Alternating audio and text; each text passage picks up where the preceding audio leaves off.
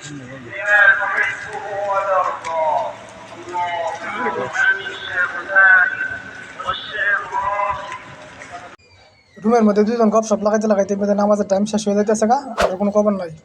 কারণ কথায় আছে না যে বাড়ির কাছে মানুষ গাড়ি ফিল করে। তো আমরা সাথে মনে সেম কাহিনী এটাই হয়েছে, কারণ আমরা রুমের কাছে মসজিদ, তো আমরা সবার লাস্টে গেলাম। তো লাস্টে গিয়ে দেখতে পাচ্ছি যে মসজিদে তো জায়গা নাই, পুরো রাস্তায় ফিল আপ হয়ে গেছে। তারপর কোনো রকম 2 রাকাত নামাজ পড়ি। বড় ভাই বলতেছে যে বাকালার মধ্যে একটা কাজ আছে, তো বাকালা যাওয়ার জন্য আমরা দুজনে যাইতেছি সামনের দিকে। আর যারা মসজিদে নামাজ পড়েছে তারা এদিকে আইতেছে, কারণ আমরা মসজিদ থেকে প্রায় 100 মিটার দূরে নামাজ পড়েছি।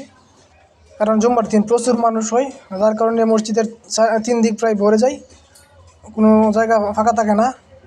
তো একটু আগে যাইতে দেখতেছি যে সামনে আমার পাকিস্তানি 2 ভাই নামাজ পড়তেছে। মনে হয় 2 রাকাত পরে যায় 4 রাকাত সুন্নত পড়তে হয়, তারা মনে সেই নামাজটা পড়তেছে। কারণ অনেকেই রুমে গিয়ে পড়ে, কারণ এখানে প্রচুর রোদ থাকে, যার কারণে নামাজ পড়ে না, অনেকেই রুমে গিয়ে পড়ে। একটু সামনে গিয়ে দেখতেছি যে মসজিদটা অনেক সুন্দর, মাশাআল্লাহ মাশাআল্লাহ অনেক সুন্দর। মসজিদের উপরে যে আকাশের মধ্যে যে একটা দৃশ্য বা একটা সিনারি, ওই সিনারিটা দেখতে আরও বেশি সুন্দর লাগতেছিল, কারণ অনেক একটা সুন্দর একটা রং। এবং যারা মসজিদে নামাজ পড়তেছিল, মসজিদের ভিতরে প্রচুর মানুষ এখনও পর্যন্ত মসজিদ থেকে বাইরে হতেছে।